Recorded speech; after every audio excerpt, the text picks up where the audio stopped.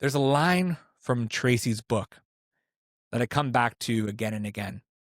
A sale is a transfer of enthusiasm from one person to another.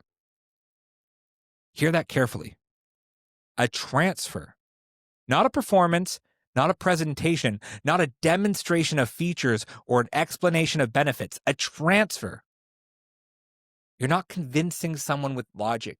You're giving them something you already have, something they can feel, something that moves from your chest into theirs.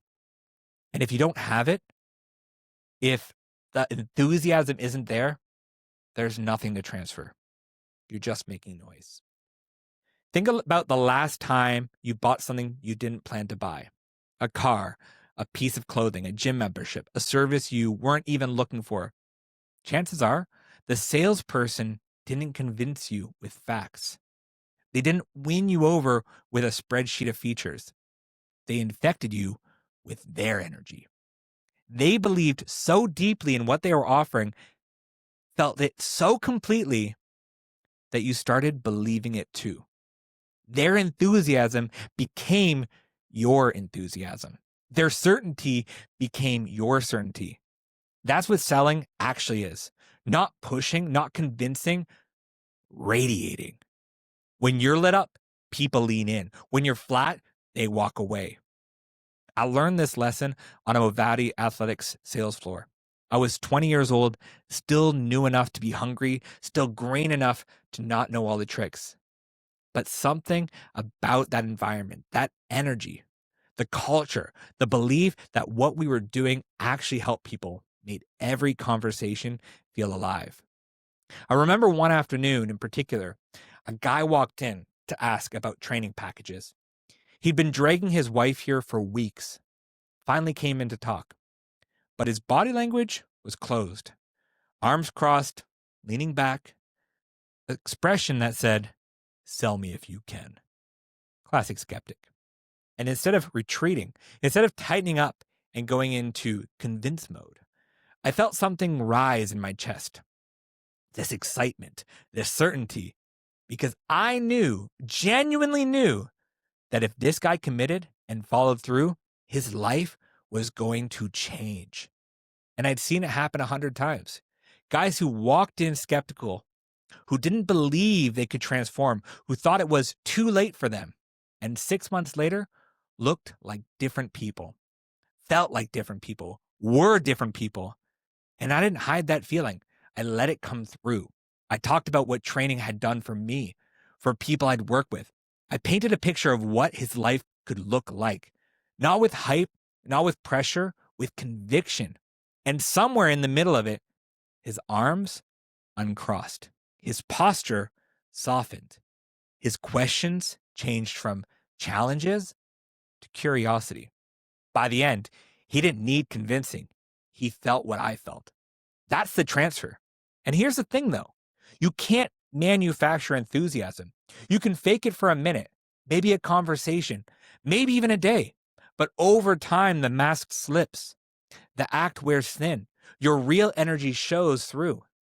And if you don't genuinely love what you sell, if you don't deeply believe it helps people, the transfer never happens. The customer feels the emptiness.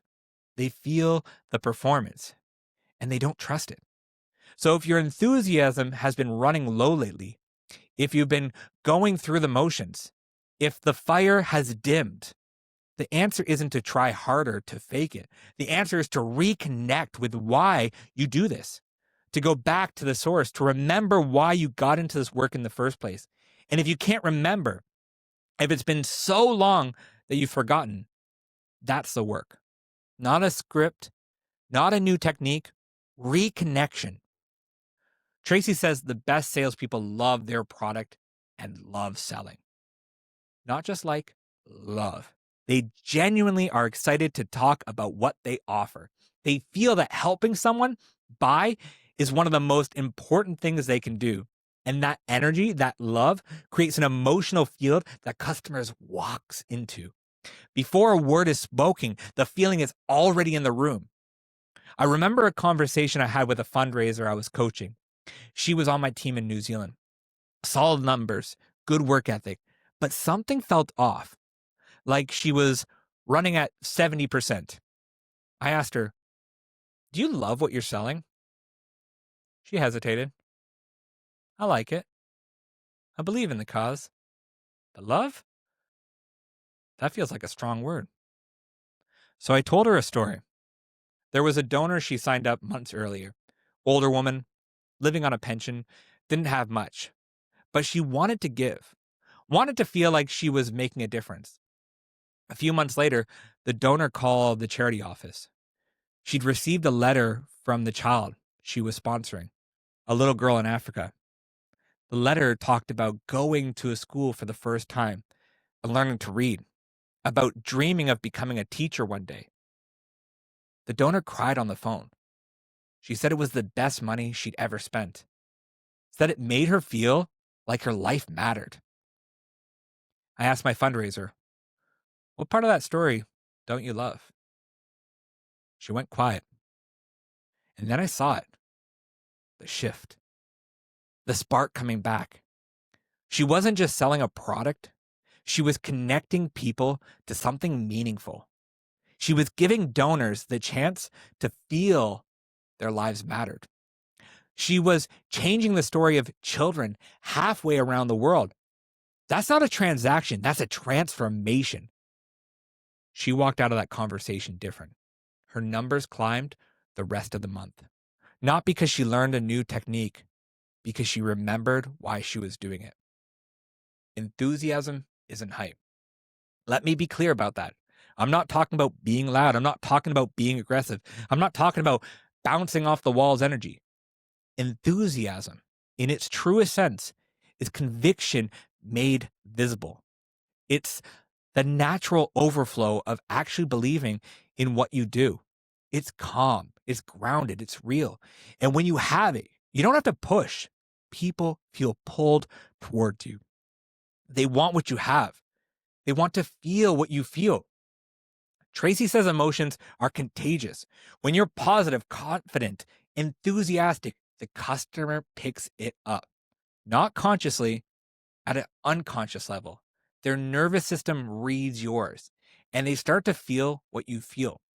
That's why the best time to make a sale is right after you've made a sale. Your self-esteem is high, your confidence is peaked, your enthusiasm is overflowing, and the next customer walks into that field. They feel it, they trust it, they buy. Here's the takeaway. Before your next sales day, do something that reconnects you to the meaning behind what you sell. Read a testimonial from someone whose life's changed. Remember a customer who thanked you. Think about the problem your product actually solves. Remind yourself why this matters. You're not just making a living, you're making a difference. And when you feel that again, when the conviction is restored, the enthusiasm will follow. And when the enthusiasm is real, the transfer takes care of itself. But enthusiasm alone isn't enough, because even with conviction, even with energy, you're still operating in a competitive field. There are other salespeople, other options, other choices the customer could make. So the question becomes, what separates the top performers from everyone else? What gives them the edge? And the answer is smaller than you think. That's the winning edge. And it explains why some people earn 10 times more than others while barely working harder. So let's go there. Hey, thanks for checking out this clip from the Sales Evolution Lab podcast. If you found value in this lesson, be sure to hit subscribe to evolve for the future of selling. And if you want the full breakdown, the deeper stories, the practical toolkit, check out the full episode. Just click the video on the screen, and I'll see you there.